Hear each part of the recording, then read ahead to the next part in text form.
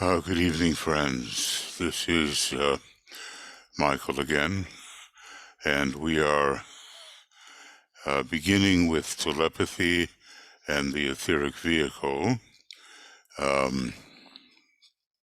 Program 42. Today is Finnish Independence Day.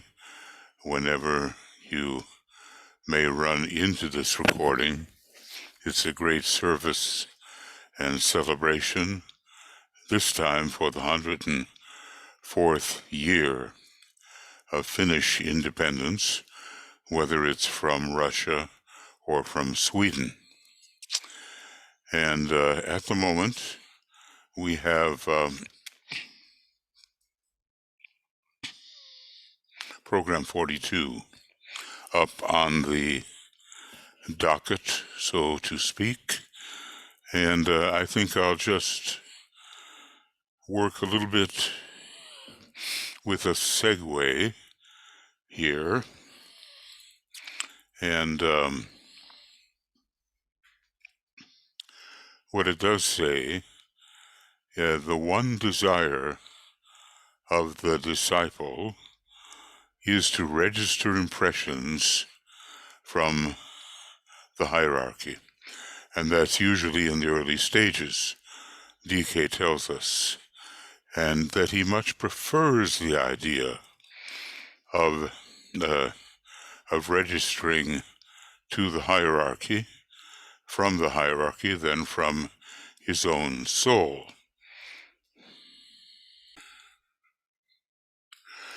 Sorry for the slight interruption there, but that is how it goes.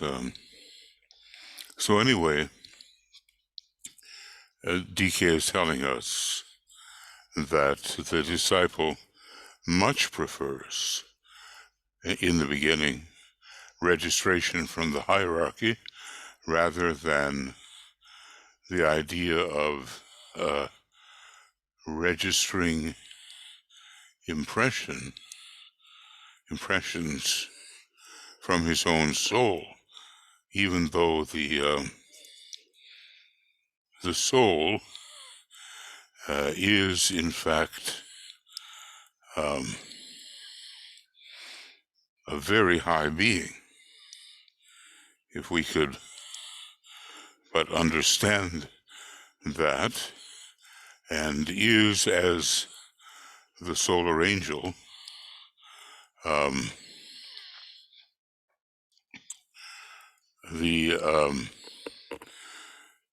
member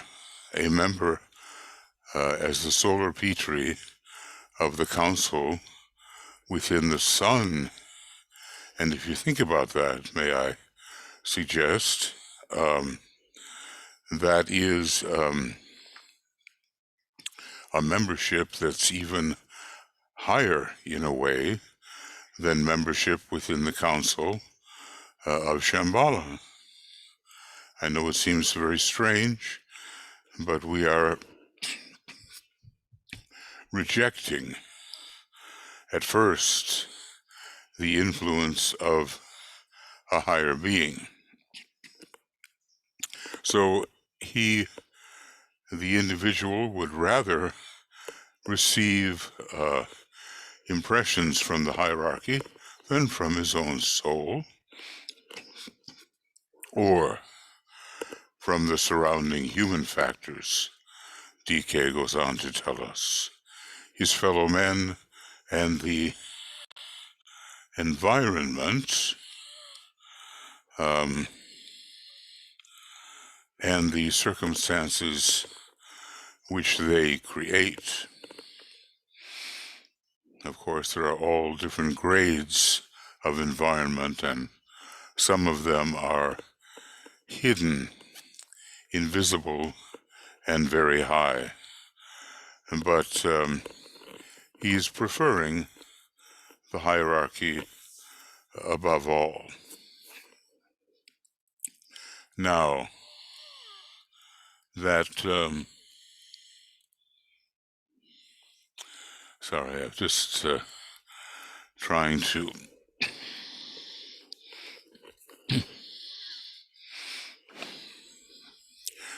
see. And DK goes on now in what we have as Program 42. He longs for what might be called vertical impression, the motive being very largely self-centeredness, turns the disciple introspectively upon himself, and this stage, and it is in this stage that many aspirants become prisoners, astrally speaking, because they register in their magnetic aura the many astrally motivated thought forms of what they believe and hope vertical impression supposedly would convey. So DK is saying, and we will look at this with him, that they prefer the vertical impression, and that motive, self-centeredness, and they become prisoners, astrally speaking. Okay, and I'll kind of put this in an astral color, more or less.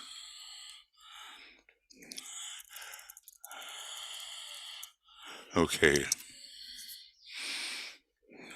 so aspirants become prisoners, astrally speaking, because they register in their magnetic aura that which attracts. It's what attracts thoughts and energies, right? The many astrally motivated thought forms of what they believe and hope vertical impression would convey. And here's the registration regarding what they believe and hope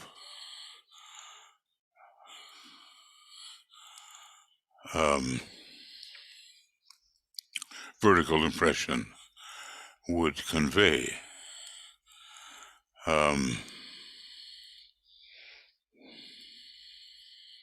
But it is erroneous, actually.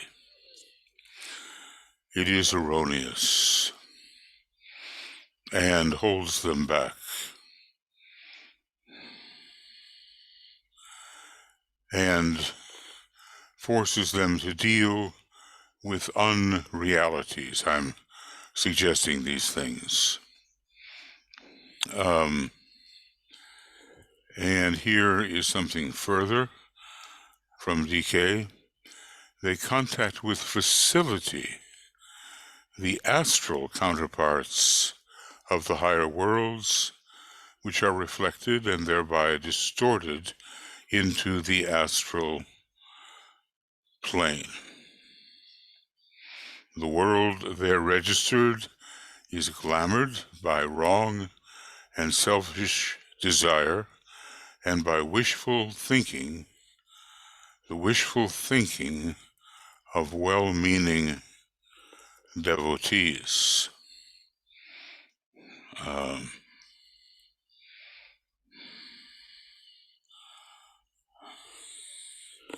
If we can understand all that,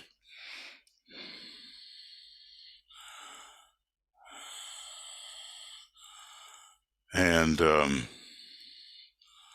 world there is glamored by wrong and selfish desires, the Tibetan says, and by wishful thinking of well-meaning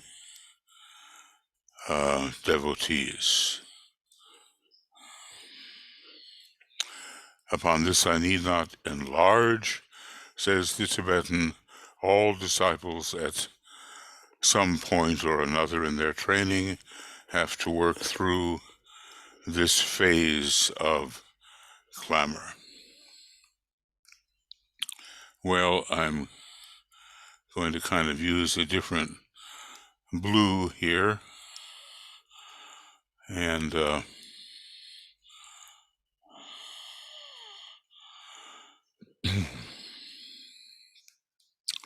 the astral counterparts. So that's a couple of words that need enlargement. They are reflected and thereby distorted.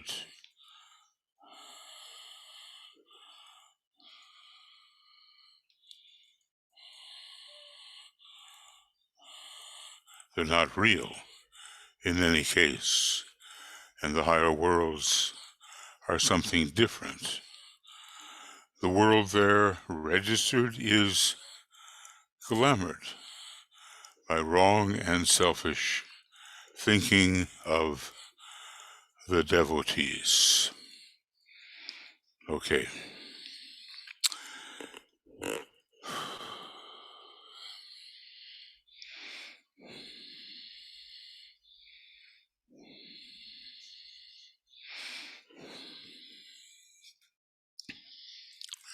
I think the word wishful thinking is peculiarly descriptive.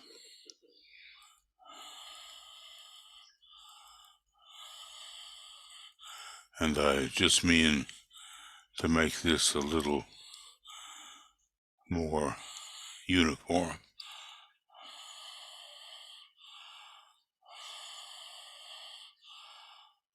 Okay.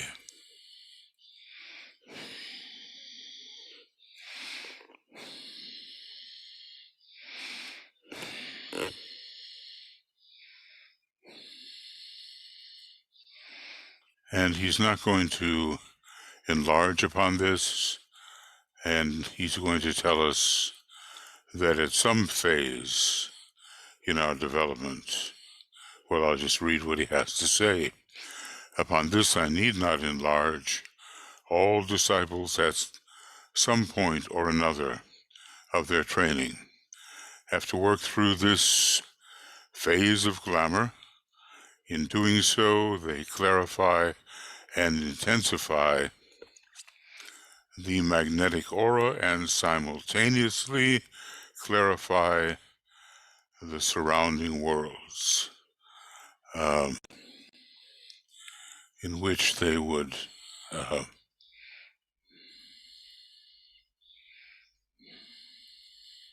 in which they are in contact, or with which they are in contact. All disciples have to work through this phase of glamour. And as they do, they clarify and intensify the magnetic aura,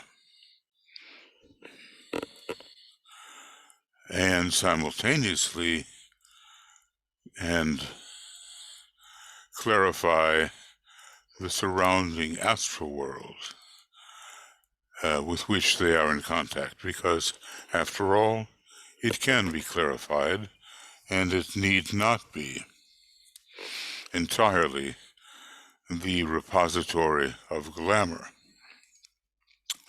They learn also that the longing to register impressions from the hierarchy, and I think a number of the students had that. I'm thinking about ISGL particularly.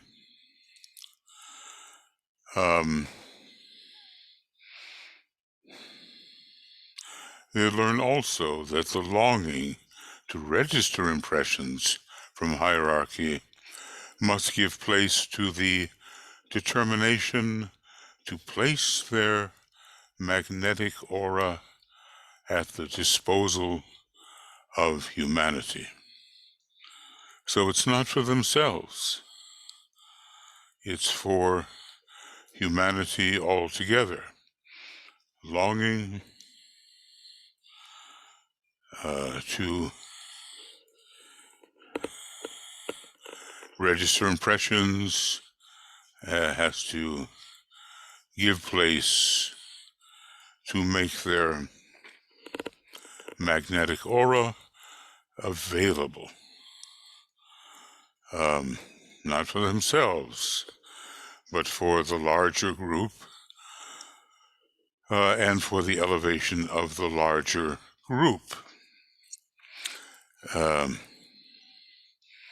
Okay.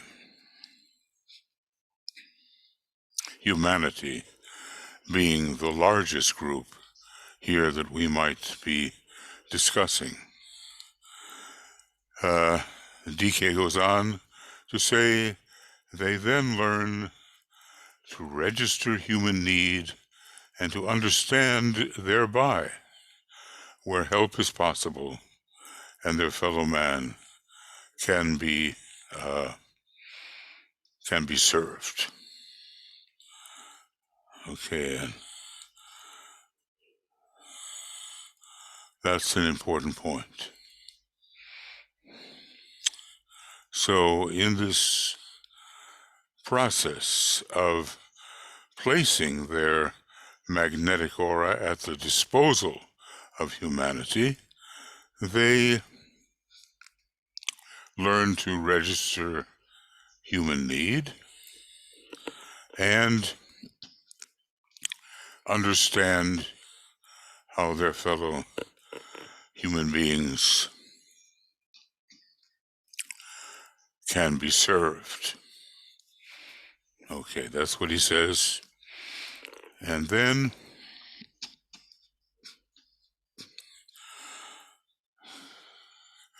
and all of this results as they free themselves from the glamour into which they have found their way. Part of it is negligence, part of it is ignorance, I might suggest. But if the magnetic aura is intensified and clarified, then already it can be used for different and higher purposes. I wonder how many of us simply think of the welfare of others and not what we have to pass through, which might seem unpleasant to us or fearful or in some way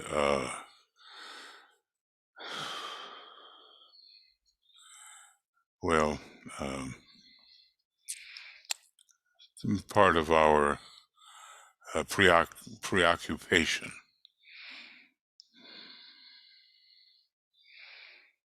But instead, we give, may I suggest, we give up to humanity everything that we have attracted of a positive nature,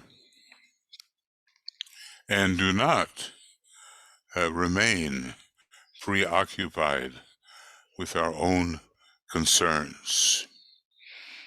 So, DK goes on a bit, and he says, by means of this conscious registration of invocative appeals from the world of horizontal contacts, the magnetic aura of the disciple is cleared of the hindering and engrossing thought forms and from the aspirational desires and longings which have hitherto prevented right registration. And here are the invocative appeals of the world, the clearing of the hindering and engrossing thought forms.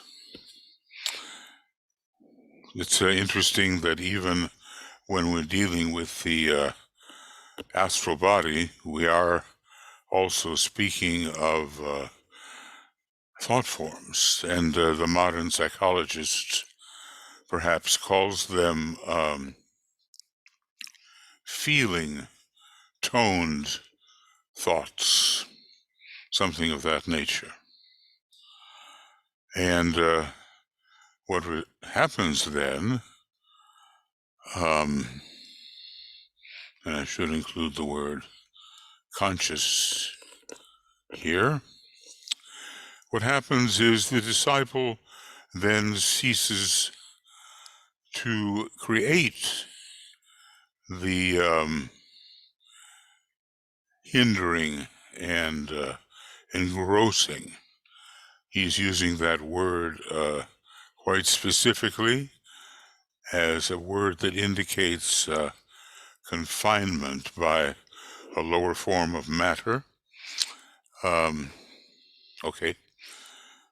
The disciple then ceases to create these, may I add, hindering and engrossing thought forms, which have been created, and those which have been created die out of atrophy for lack of attention. So what I'll do, I'm just trying to keep things a little bit distinct. But there comes a time when we're not going to block our way with very limiting and materially intending, thus engrossing thought forms, which are usually found in the glamored people on the astral plane. The disciple then ceases to create them, and and those which have been created die out of atrophy or for lack of attention. They're just not so interesting anymore, nor do we have high hopes connected with them. Before, as they were reflections of high states, we thought they might be of value, but in fact, they were simply misleading stultifications of a much greater process in which we could engage.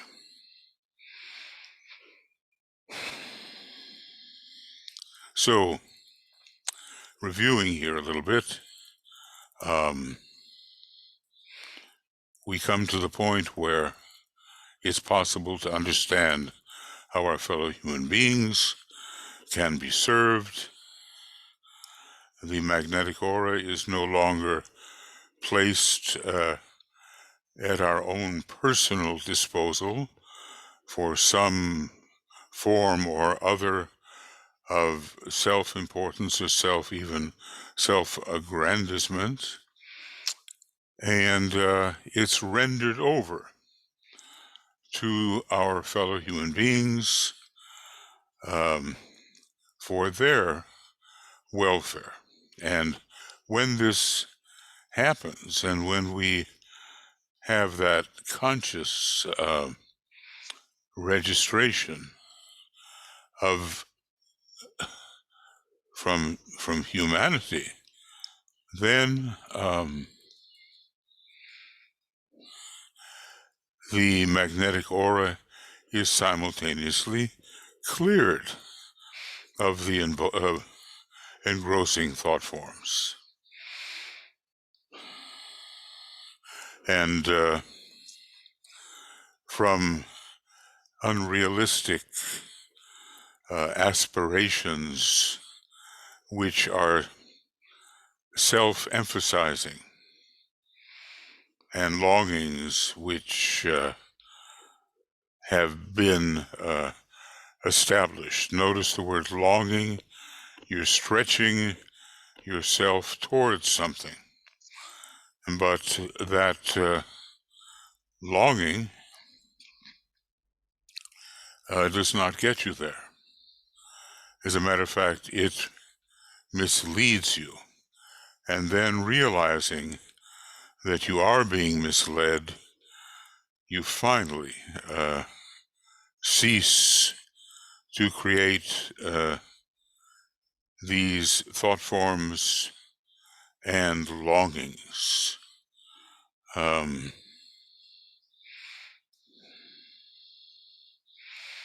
These things that really do get in the way of higher registrations. So we can see that it is a process which takes some time, and it won't happen, this clearing, this divestiture of hindrances. It will not happen in just one life. It will not happen that way.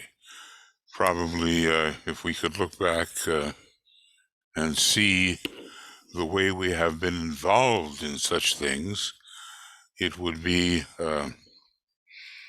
quite humbling, I think.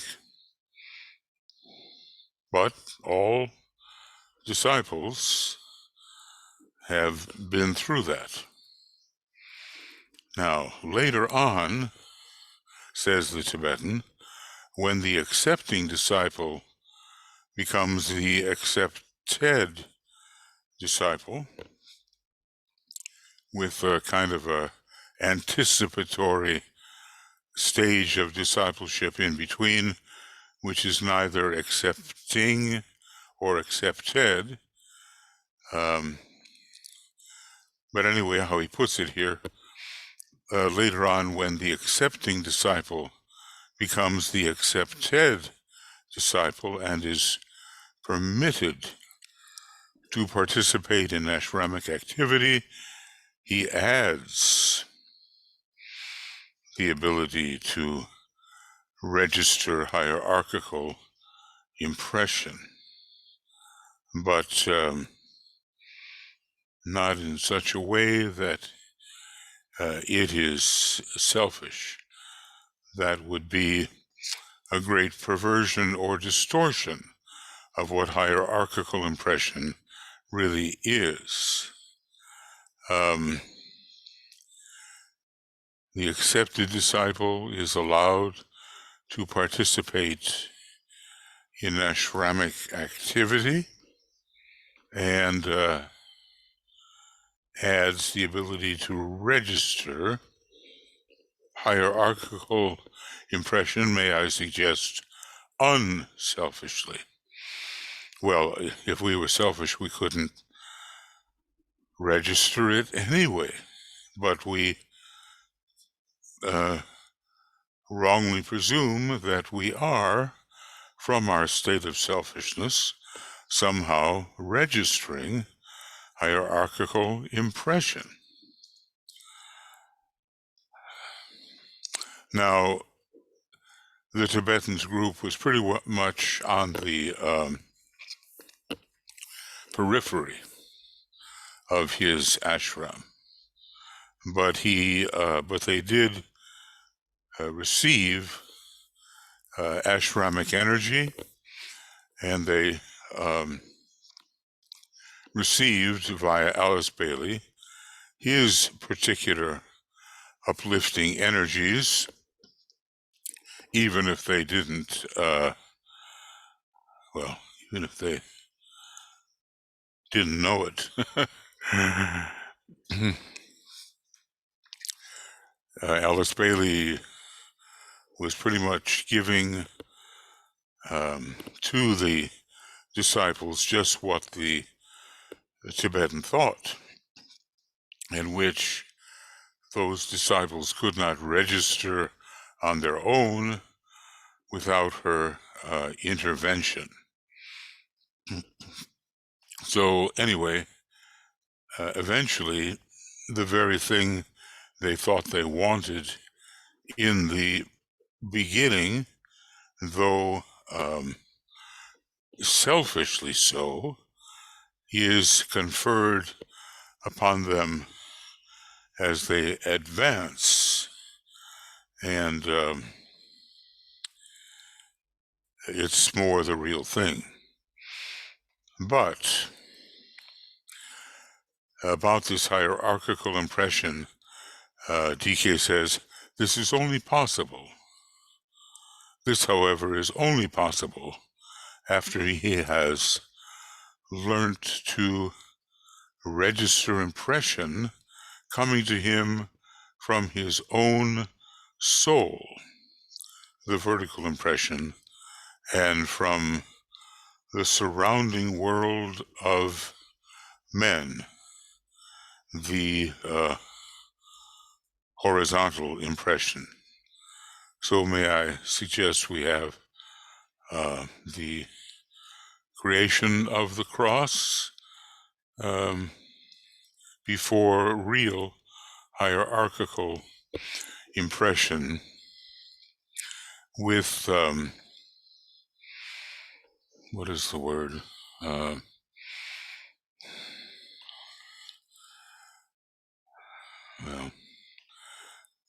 Beneficent, I'll have to use that.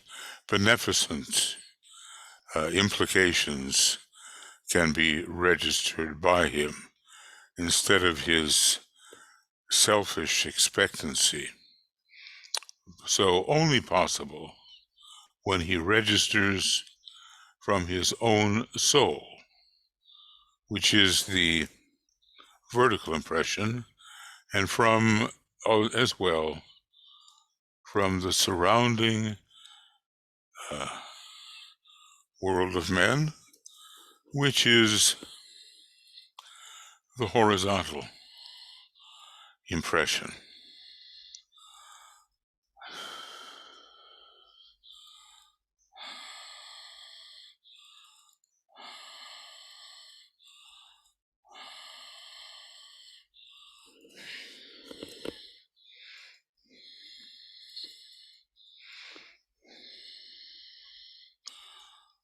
After. Only possible after. So it seems to me that the Arcane School is doing a great service, and other schools that are like it, a School for Esoteric Studies and Moria Federation, etc. When we work to help people first contact their own soul, when we learn that.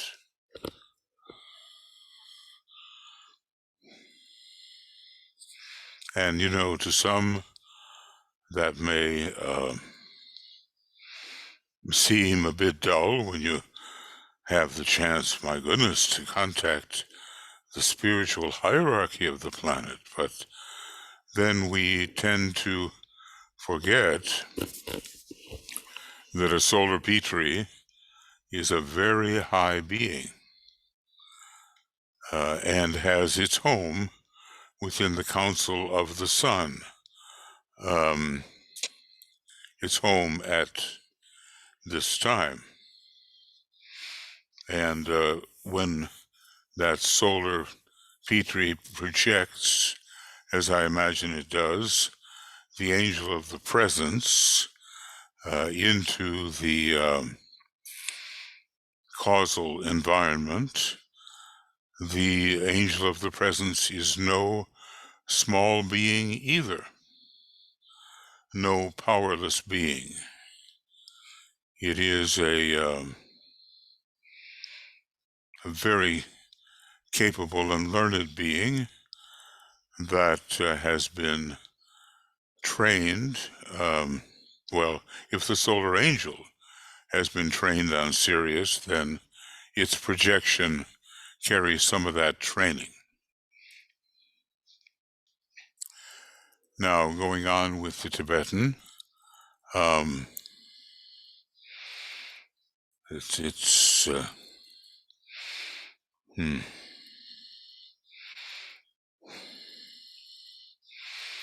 can see, we have a long way to go in this section,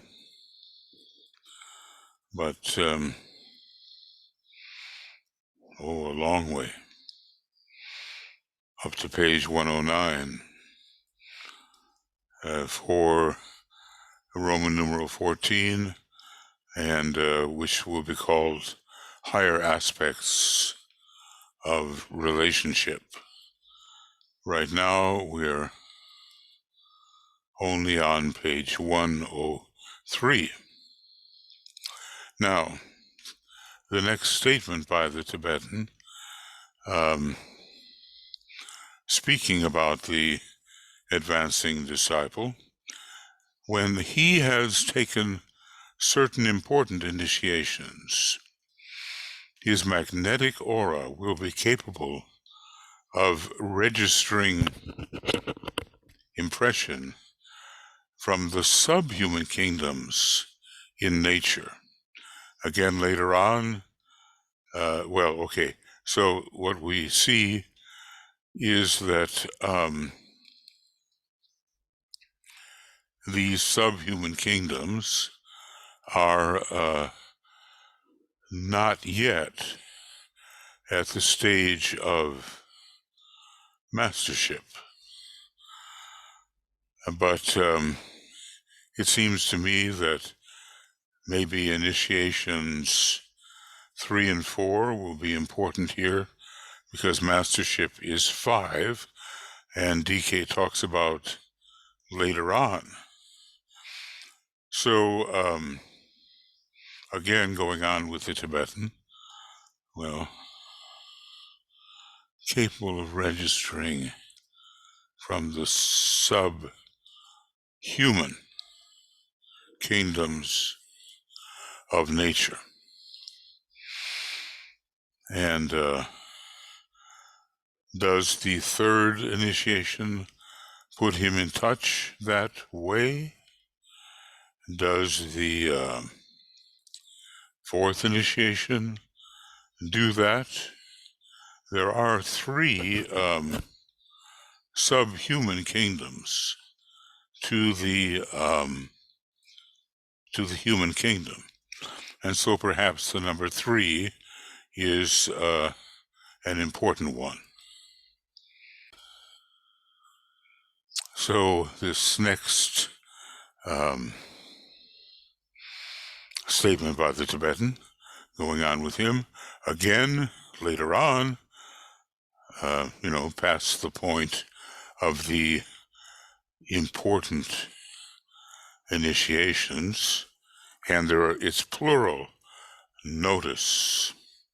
So maybe, I doubt that it could be initiation 2, because it says important, and 3 would ring a bell, connecting with the 3 subhuman kingdoms. Yes. and 4 would also be possible in relation to the jewel in the lotus, and in relation to the mineral kingdom, which from a certain perspective is the 4th kingdom. Depends on where you start to count from. But anyway, again, later on, when he is a master of the wisdom, and therefore a full member of the 5th kingdom in nature, and may I suggest that before that time he's a partial member, but not a full member of the 5th kingdom, the world of hierarchical life and activity will be the world from which horizontal impression will be made upon his magnetic aura. And vertical, that's interesting, because then he will, may I suggest, have centered himself within what we call the egoic lotus, or the causal body. And vertical impression will come from the higher levels of the spiritual triad, and later still from Shambhala. So hierarchical life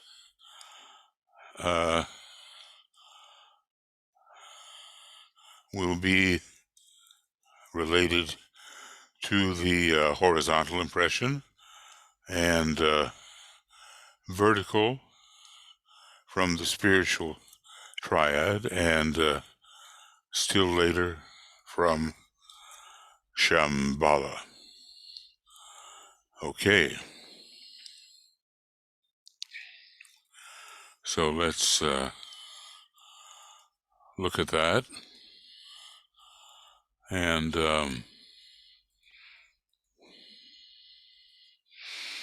yeah. So everything is shifting up constantly. And as the scabbard is to the sword, in this case, the sword of true soul and then spirit, so the egoic lotus, causal body, is to these higher states.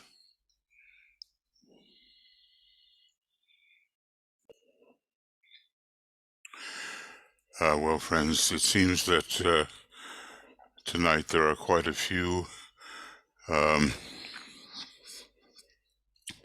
shall I call them interruptions? Maybe that's not a good word, but various things that have to be done as I'm making this quite small program. So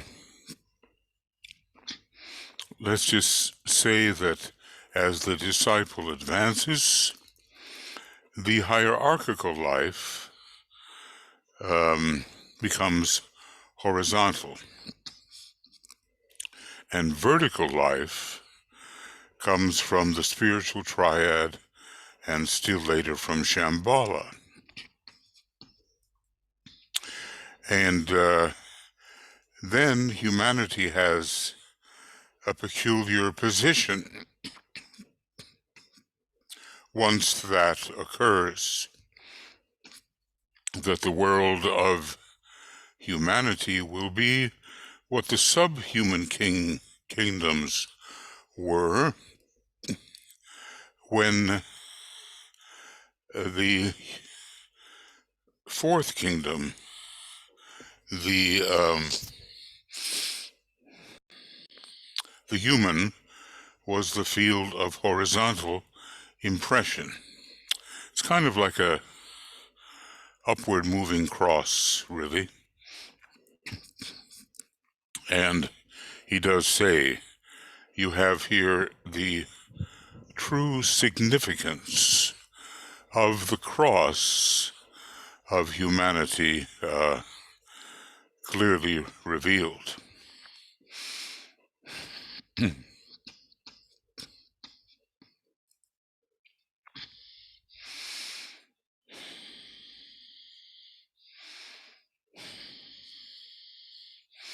We can ponder on that.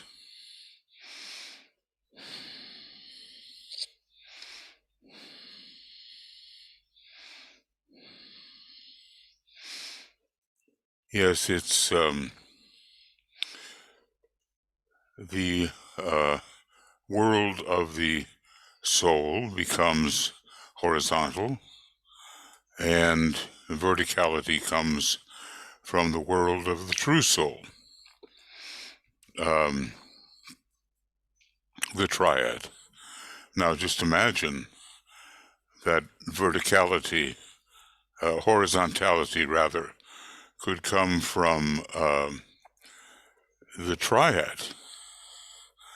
And maybe there's a day when horizontality comes from the world of the monad. So it's an upward moving cross, if we want to conceive it in that way.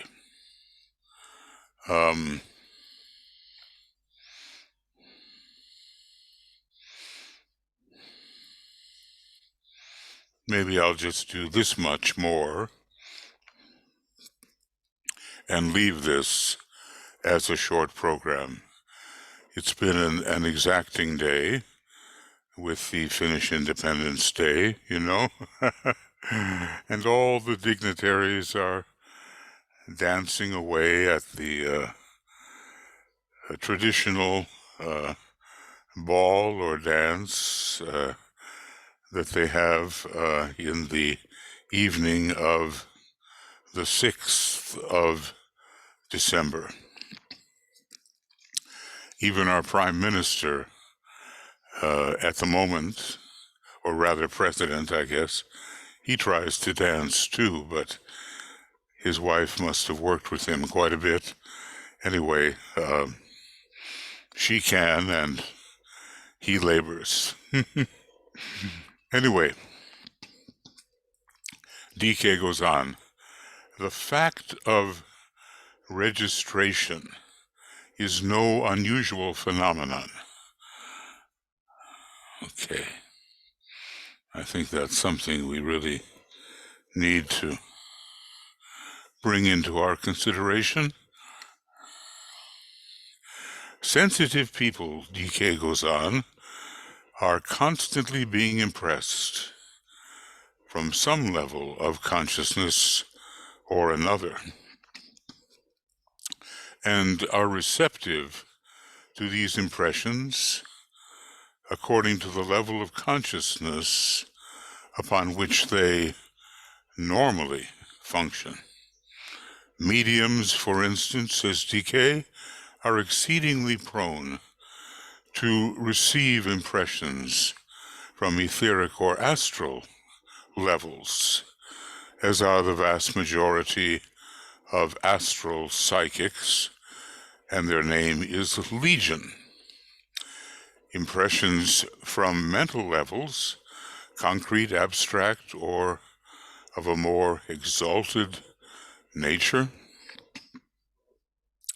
and I guess we could consider the atmic plane, which is a plane of mind, from one perspective, as that of a more exalted nature.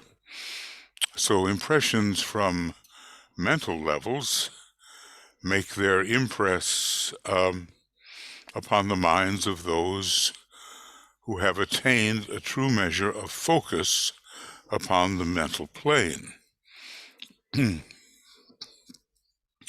Scientists, mystics, mathematicians, occult students, aspirants and disciples, educators and humanitarians, and all who love their fellow men are susceptible to such impression. And yeah.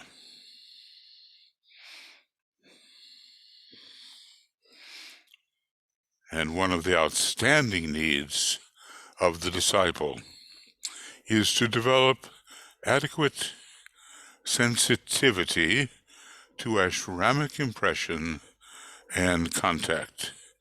Then he moves out of the group of mental sensitives listed above. And I think he becomes a soul sensitive. These others with a good mind can proceed upon their or with their fielding of impressions. So I guess this will be the last paragraph I take up.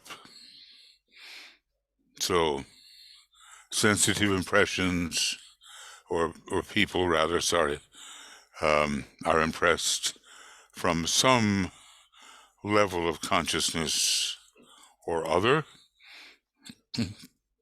and are receptive to these impressions according to the level of consciousness upon which they normally function. And then he goes through this list of types of people, contrasting the medium, not necessarily the intellectual medium, or more coming under Virgo rather than Cancer or Pisces. But in any case, the medium is impressed from etheric or astral levels. And so are the astral psychics, and their name is Legion. So I'm going to make that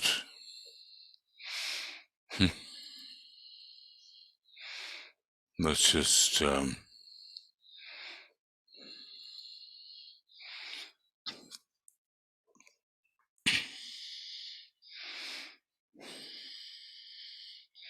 mediums,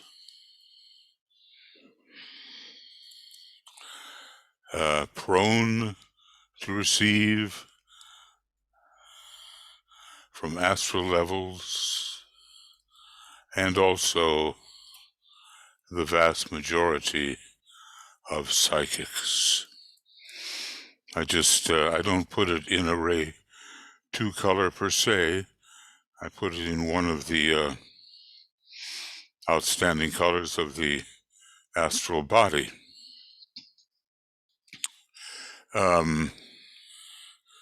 And here I will put this into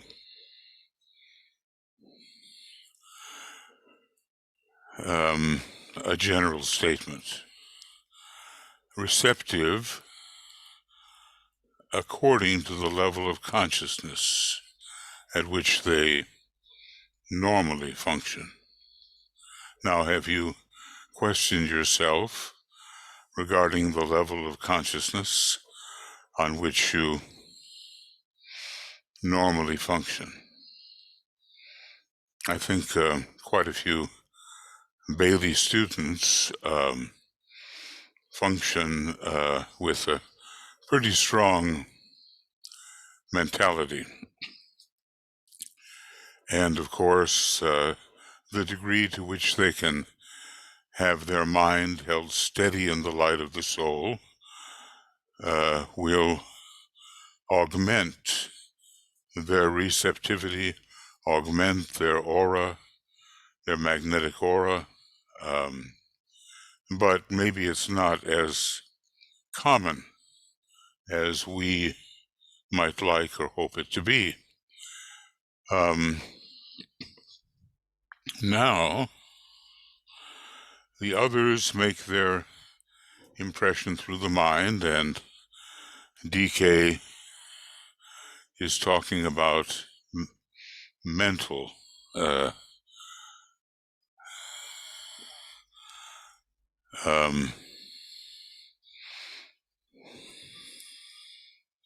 mental receptivity, impress the minds who have attained a true measure of focus. Now, I think that is the right word.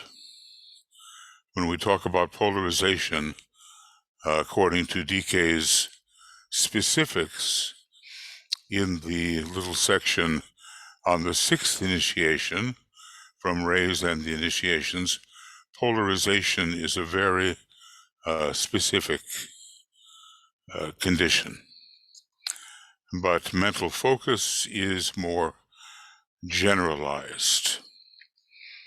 Okay.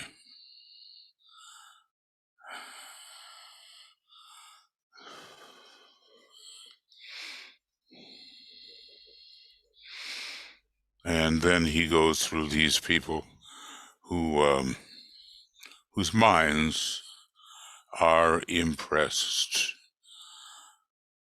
Disciples, educators, humanitarians, all who love their fellow men as well, are susceptible to such impression from mental levels. Impression from mental levels. And then he closes this,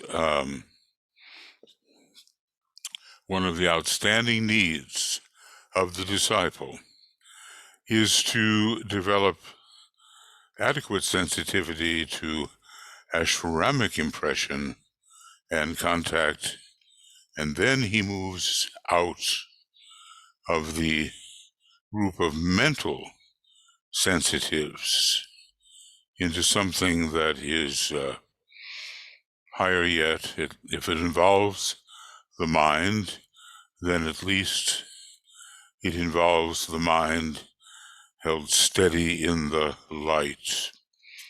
So,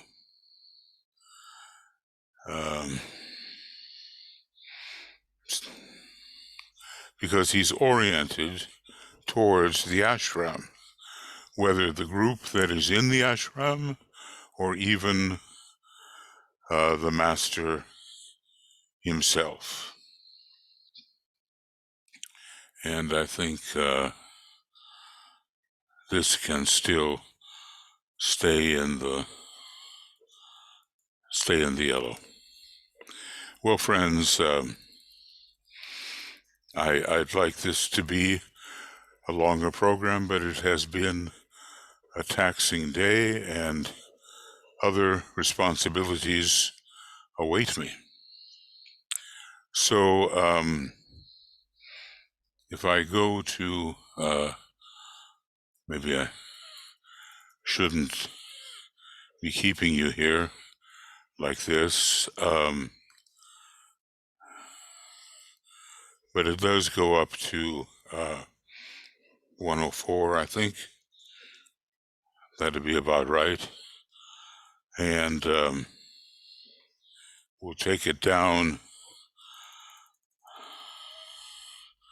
to where we are going to begin the next program.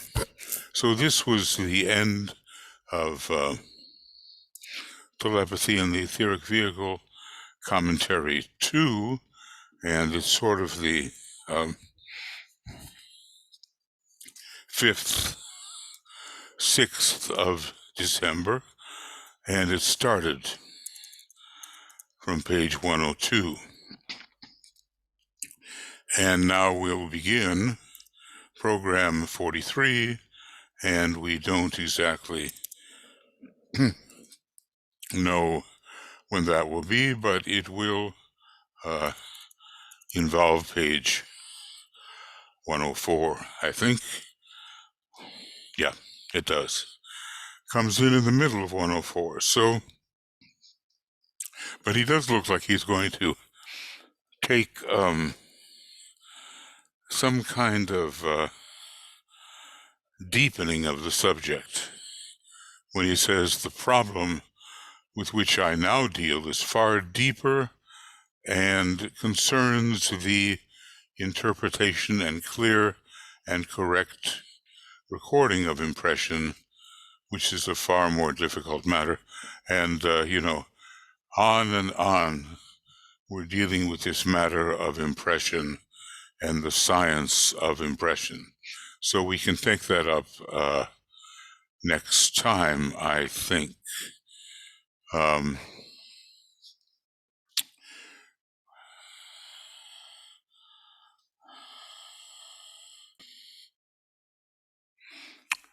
Okay, friends, so I've sent out to you and Michael Crow and to the members of the communications team what you may need, and they'll make sure that at least you get the program I'm sending or have just sent the text. So on this joyous day in Finland, where we celebrate the 104th anniversary of Finnish independence, we wish you continued excellent assimilation. Yes, that's what we do. And let's see if I can. Yeah. Put myself up here. We're going to be starting with program 43 next time, sometime in December, sometime soon, and we'll let you know.